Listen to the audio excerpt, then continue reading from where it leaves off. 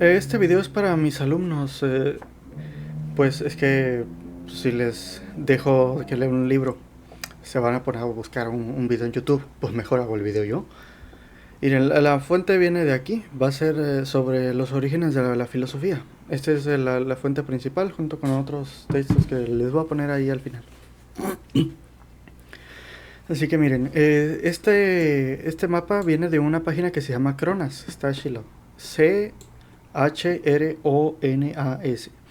Y así, está chido porque tiene así para ver cómo avanza el tiempo y cómo van cambiando los mapas. Además, miren, sale cuando nace cada uno de los personajes. Aquí está Tales de Mileto, miren.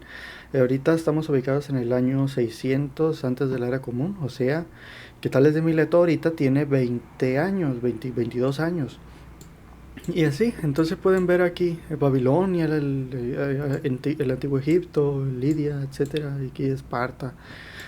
Y así, pues todo esto por todos estos rumbos, así se le dice el mar Egeo.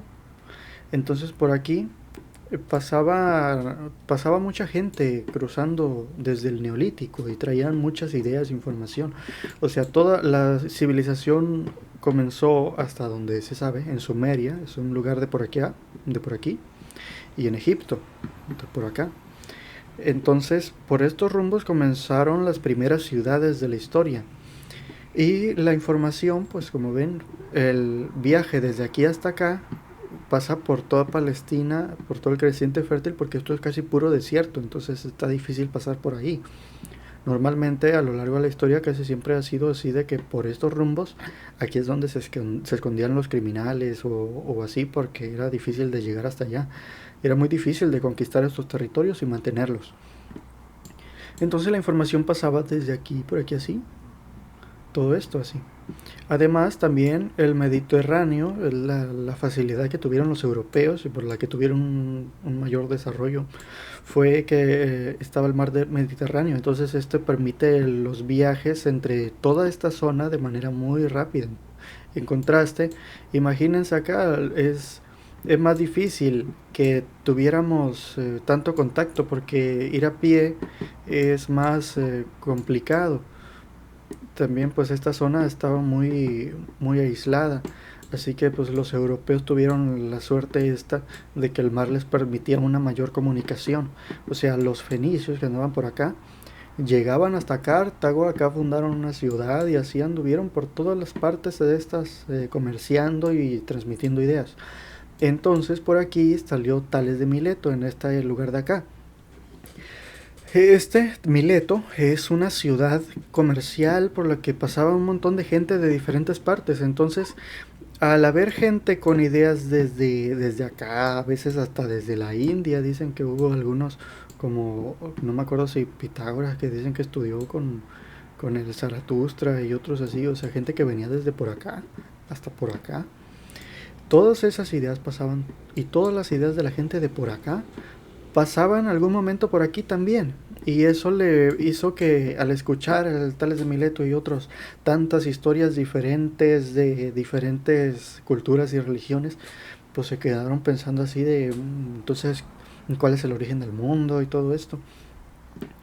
Entonces empezó le atribuyen a los primeros filósofos el haber escrito todos un libro que tenía el mismo nombre sobre la naturaleza. Así se llamaban todos los libros de los antiguos. Entonces sucede que por estas fechas no había así como que digamos que no había universidades. Pues aún en los tiempos de Platón la educación estaba en manos de los poetas. Los poetas llegaban, se ponían a cantar canciones, era así como si para enseñarnos historia llegaran y comenzaran a cantar un corrido de Pancho Villa, algo así. Ese era el modo en que se educaba a la gente, con poemas. Y no había tal cual universidades. Los que podían pagarse estudios eran únicamente los ricos. Por eso la mayoría de los primeros filósofos, bueno, creo que todos los filósofos de la historia han sido ricos o han sido nobles o han sido gente adinerada, pues. Porque antes comprar libros era una cosa demasiado cara. Aparte de conseguir que les enseñaran a leer era muy caro también. Por aquí es donde comenzó la escritura, aquí y por aquí, en Egipto y en Sumeria. Creo que se dice que Sumeria fue primero. Entonces, por estos tiempos, con poca gente que supiera leer, poca gente que supiera escribir, luego aparte lo caro que es conseguir pergaminos o tablillas para cosas así.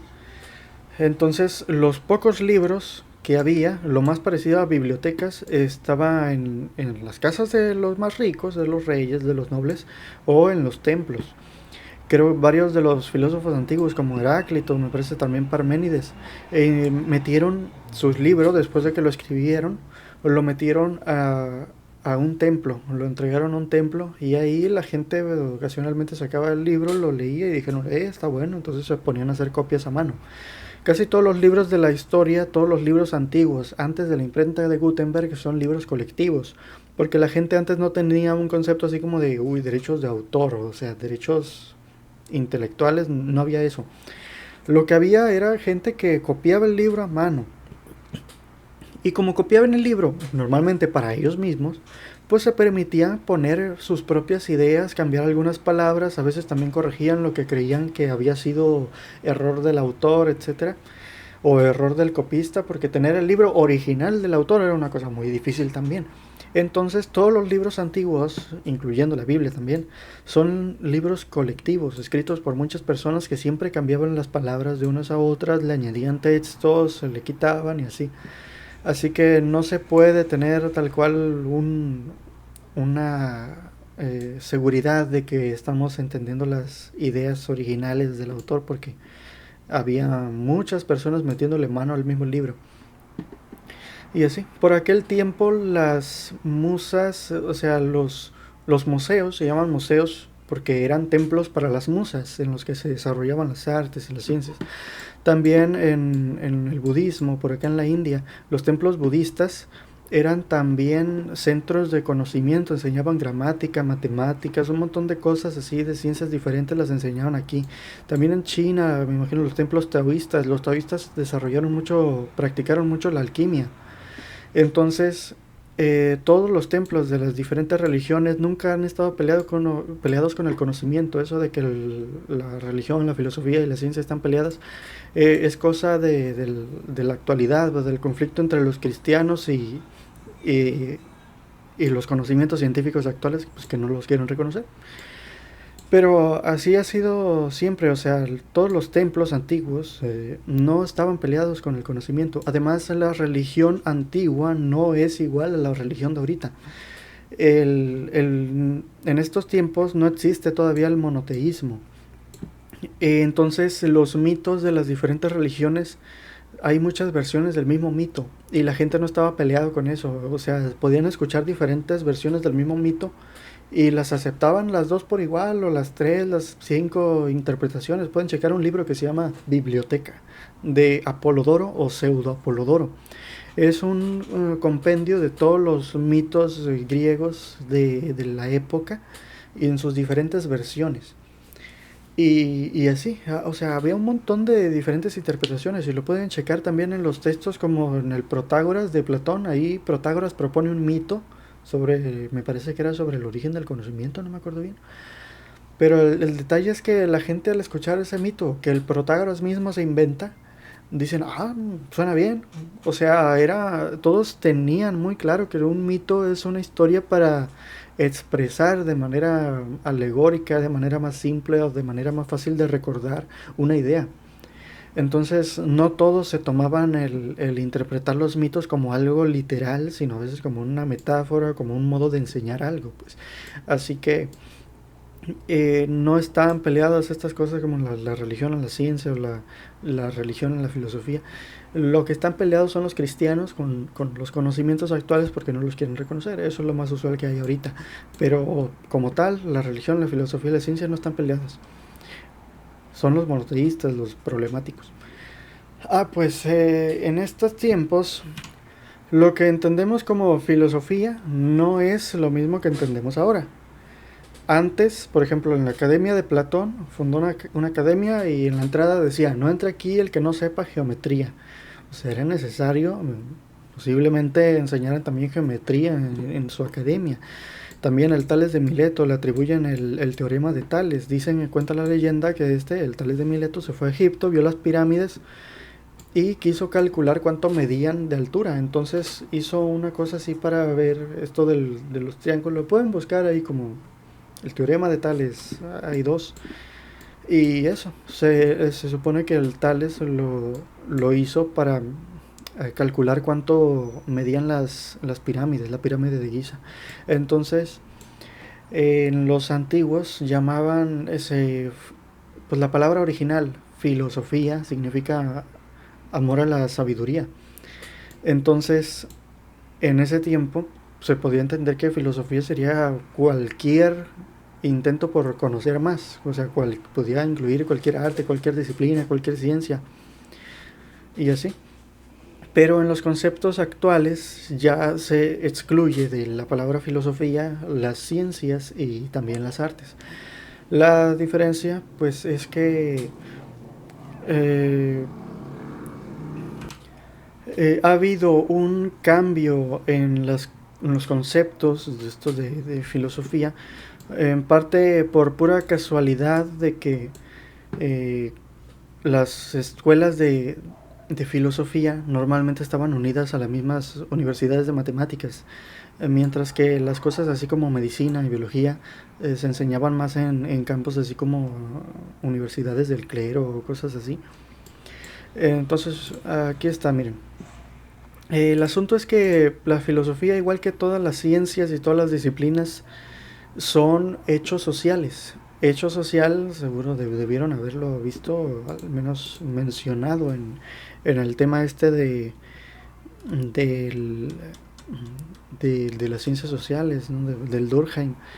Un hecho social es una cosa que ya está ahí socialmente antes de que nosotros estuviéramos. Por ejemplo, las religiones, el lenguaje, las instituciones del gobierno son cosas que ya estaban ahí antes de que nosotros estuviéramos y que son hechos sociales porque son casi iguales para todos. Entonces la filosofía es primeramente un hecho social, no es una cosa que esté ahí pegada en la naturaleza y que alguien la arrancara y dijera, ay, filosofía es esto. Cualquier definición que alguien haga de filosofía es un hecho social y por ello puede ser aceptado por un grupo social, pero puede ser rechazado esa definición por otro grupo y otros pueden tener otros conceptos diferentes. Entonces, a fin de cuentas, el concepto, igual que con todas las ciencias y todas las disciplinas, va a cambiar con el tiempo. No es lo mismo ahorita que antes y no va a ser lo mismo ahorita que después. Así que el concepto como tal, va a haber muchos conceptos diferentes dependiendo de qué escuela. Con la palabra escuela nos referimos no a una escuela literalmente, sino que normalmente la gente que funda una escuela, o sea, una forma de pensamiento nueva, lo hacen pues a veces ligados a una escuela real o a veces cerca o en la misma ciudad. Por eso a veces se usa decir como los de la escuela de tal lugar piensan esto, pero no se refieren a la escuela, escuela. Se refieren al modo de pensamiento que tienen, a la corriente de pensamiento a la que se adscriben, etcétera. Entonces, miren, hay un libro que lo chequé, se llama Filosofía de la Química. Está muy interesante, nada más que llegué a cierto punto en que dije, ay no, ya no le puedo seguir porque me hace falta ser químico para seguirle entendiendo a lo que sigue. Pero esto es lo que decía y estaba muy interesante, yo estoy de acuerdo con eso. Miren, dice, hay lo que se quiera menos una historia continua de una disciplina llamada filosofía, en el sentido de historia de una profesión. Las preferencias temáticas de los filósofos de hoy reflejan lo asombrosamente joven e inadecuada que es la historia de su disciplina. También dice, la relación con las matemáticas se remonta a una época, todavía a principios del siglo XIX, en que filosofía no era más que el nombre genérico de todas las artes y ciencias reunidas en las facultades de filosofía, de las cuales las artes matemáticas constituían la mayor parte desde tiempos medievales. Así, los profesores de las facultades de filosofía, es decir, los filósofos, profesionales tenían que enseñar muchas matemáticas, incluidas matemáticas aplicadas como mecánica y óptica geométrica, que a mediados del siglo XIX entrarían a formar parte de la física moderna. Otras ciencias naturales como la química o la biología, historia natural, se enseñaban sobre todo en facultades superiores de medicina y por lo mismo permanecieron más bien ajenas a los filósofos hasta el día de hoy. O sea que había dos, haz de cuenta que en las universidades antiguas había solamente dos facultades, o facultades de filosofía que llevaban matemáticas, lógica, gramática, literatura, cosas así, y luego las facultades de medicina que llevaban cosas de biología y de química. Entonces a esa pura casualidad se debe que ahorita le digamos filosofía a lo que llamamos ahorita filosofía. Y es que pues es una cosa complicada porque ahorita vamos a ver los filósofos se centran en hablar más de historia de filosofía, o sea, de las creencias de otros, de las creencias viejas, que de lo que realmente llaman así como filosofía. Hay que andarse cuestionando cosas porque no tiene caso que alguien se ponga a cuestionarse algo de lo que pensaba un muerto hace 2500 años. Ese es el problema. El mayor problema de la filosofía son los filósofos. Y pues miren, la psicología y las ciencias sociales, o filosofía moral, permanecieron bajo la etiqueta de filosofía. Su separación definitiva no ocurrió mucho antes de principios del siglo XX. En términos generales, cuanto más tarde se independizó de la filosofía, una disciplina, tanto más pequeñas ahora y más estrechos son sus vínculos históricos con los filósofos actuales, de acuerdo con nuestro principio general. Aunque la mayoría de las disciplinas se independizaron, definiendo un tema propio que investigar por métodos empíricos, los filósofos que quedaban se negaron a hacer lo mismo. Y así, entonces este es el conflicto. Además, miren, este es una gráfica de cuántos artículos se escriben sobre cada una de las diferentes ciencias y sus clasificaciones. Miren, de lo que más se escribe es de química. Lo segundo que más se escribe es biología, bioquímica, biotecnología, medicina experimental, farmacología, agricultura, ciencia veterinaria. Desde ahí sigue la física, la ingeniería eléctrica, la electrónica, etc. Después siguen las ciencias sociales, después la psicología, después las ciencias de la tierra, después las matemáticas y al final la filosofía. O sea, es lo que menos se escribe en comparación con en las revistas indexadas, o sea, las que tienen mayor calidad y criterio, o eso dicen. Entonces, miren, en orden aproximado, los filósofos escriben uno sobre filosofía, como por ejemplo historia de la filosofía o, para ser más precisos, sobre los que los filósofos clásicos publicaron o dejaron sin publicar. 2. Sobre matemáticas como lógica matemática y filosofía de la física matemática. 3. Sobre psicología como filosofía de la mente o epistemología naturalizada. 4. Sobre las ciencias sociales como la filosofía social y la política y filosofía de las ciencias sociales. 5. Sobre física experimental como filosofía de la ciencia. 6. Sobre biología como filosofía de la biología o en mínima medida sobre química. Entonces sucede que pues, con frecuencia uno de los temas más debatidos o más usados en la filosofía es la epistemología. La epistemología es el estudio de cómo conocemos o cómo sabemos que lo que sabemos es un conocimiento y no una opinión, o cómo sabemos que lo que conocemos es verdadero, ese tipo de cosas, ese tipo de problemas. Haz de cuenta que primero está la epistemología, después ya que se tiene una postura epistemológica se pone un método y luego se aplica este método para tratar de obtener conocimiento científico. Es más o menos así el orden.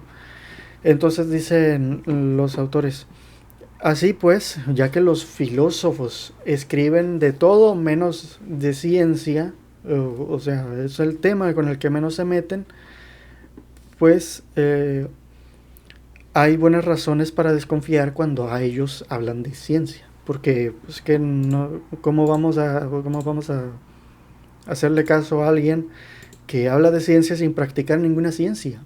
Que no tiene sentido, pues. Además, miren, otro tema es que en la filosofía tienen los hábitos muy desagradables de tomar autores viejos, viejísimos, y mantenerlos así como si fueran autoridades eternas. Uno de ellos es Kant, miren. Y la opinión de Kant resulta sin duda mucho más anacrónica que la de Engels. Anacrónica significa que está fuera de tiempo, o sea que no tiene sentido usar las ideas de Kant para la ciencia, porque él publicó sus textos antes de que se formara la ciencia moderna, por eso es anacrónico. El legado kantiano aún predomina en la filosofía de la ciencia. También menciona algunos detalles, como por ejemplo que muchos filósofos del siglo XVII, XVI, etcétera, más anteriores, escribían sobre física, sobre química y demás, pero los que se encargaron de la filosofía, de la historia de la filosofía y de editar los libros de esos filósofos, simplemente ignoraron lo que escribieron sobre química. Por eso dice, el descuido de la química es también consecuencia de la elección arbitraria de autoridades anacrónicas, por ejemplo como el Kant. Y también el mencionado descuido histórico de la química es también en parte producto de historiadores de la filosofía que simplemente ignoraron lo que los filósofos clásicos habían dicho sobre la química. Y así. También otro tema es el tema de si hay o no una filosofía perenne. Con perenne queremos decir que si hay o no una filosofía que sea universal, que sea aplicada a todo. Entonces, dice el texto, de hecho, muchos filósofos rechazan esta idea y sostienen, al contrario, que las consideraciones filosóficas tienen anterioridad o independencia de cualesquiera objetos particulares y que los temas filosóficos verdaderos no son otra cosa que presuntos problemas perennes o generales. Por ejemplo, ahí entran los temas de la metafísica y otras cosas así, que a veces es tedioso, ¿no? Cuando un grupo de científicos están hablando de diferentes cosas, así como por ejemplo, a ver, y esto de la diferencia esto de la diferencia del Jacques Derrida y otras cosas, ¿qué tiene que ver con nuestro campo? ¿Qué tiene que ver cómo vienes tú, que no eres de nuestra disciplina, de nuestra ciencia, a decirnos qué es lo que debemos entender o cómo debemos ver las cosas? Y los filósofos responden, no, es que nosotros nos encargamos de la metafísica, que es una cosa que es más general, que está debajo de todas las cosas, es más importante. Y así ese es el tema con el que se ponen con algo de frecuencia. Y así. Pero al contrario, dicen esto. No hay un esquema general de cómo se relacionan los temas científicos con asuntos filosóficos, de modo que pudiéramos trasladarlo simplemente a los asuntos filosóficos de la química. En vez de eso, los asuntos filosóficos se derivan de las peculiaridades de los temas biológicos. Esto para ponerlo así como una imagen, imagínense un científico con su bata de científico y todo, que tiene cara de científico, es un científico como persona, pero sus nalgas son un filósofo, tienen barba así en sus nalgas, tienen ojos. Imagínense una persona así en cuatro patas que por la parte de arriba es científico y por la parte de abajo es filósofo. El científico come y debe cagar por abajo. Pues así igual los filósofos son los que tienen que procesar los descubrimientos científicos, no las cosas, o sea, no hay que dejar que los filósofos se metan un montón de cosas ahí abajo y que luego el científico las vomite por arriba. Pues no, así no es el orden de las cosas. Es que primero los temas científicos entran y después comienzan a hacerse cuestionamientos filosóficos sobre ellos. Por eso, en estos temas lo tedioso no es tal cual la filosofía, sino los filósofos, porque al menos por donde yo vivo suelen ser personalidades algo complicadas, a veces tediosas, a veces molestas, a veces odiosas, a veces insoportables. Entonces, no dejen, ya que estén ustedes estudiando una ciencia, una disciplina, un arte, lo que sea, no dejen que llegue cualquier compa ahí a decirles cómo deben entender las cosas, que porque leyó un compa de hace 2500 años que es bien difícil de entender o cosas de eso. No dejen que les hagan eso. Ustedes, lo que sea que estudien, Ustedes van a ser los expertos en eso y por eso sus reflexiones son más importantes que las reflexiones que un compa que no conoce su disciplina. Así que en esto no me parece que sea así como que digamos indispensable que conozcan todo lo que dijeron las ideas viejas de hace mucho, sino que ustedes tienen todo el derecho de hacer reflexiones sobre su propio campo y sus propias reflexiones van a ser mucho más válidas que las de alguien que no practique su propia disciplina. Así que ustedes tienen de derecho y mayor legitimidad que los que estudian filosofía en estos temas, o al menos en el tema que ustedes estudian. ¿Y para qué sirve la filosofía? ¿Me va a servir para trabajar o algo así? Pues no, pero mira, es que eso de, hay que aprender esto, me va a servir para trabajar, es un pensamiento de esclavos. Eso no, uno no aprende para trabajar.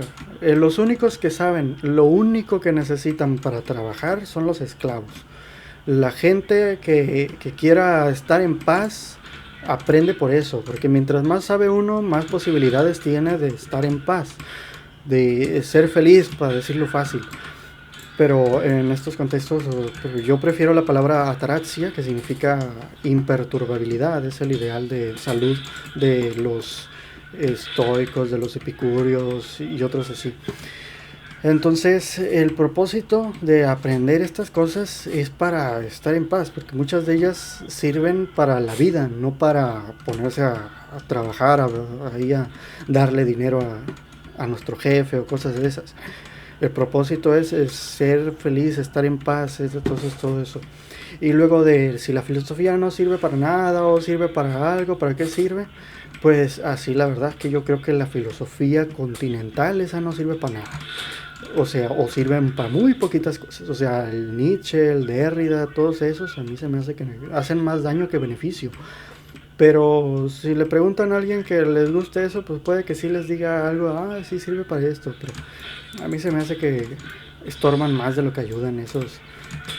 A mí me gusta más la filosofía analítica, esa son así como, o sea, por ejemplo el Wittgenstein no tiene brazos, el Wittgenstein, otros así, el Frege, son filósofos que están en la base de todo lo que fue necesario tener antes de tener computadoras. O sea, el que tengamos computadoras, celulares, ahorita, internet, todo eso, es porque estuvieron esos, los filósofos analíticos, el Frege, el Russell, el Wittgenstein, otros así, el Alan Turing y demás. Eso ha salido de la filosofía analítica. O sea, todo lo que tenemos aquí ahorita, la computadora, internet, etcétera, se debe a eso.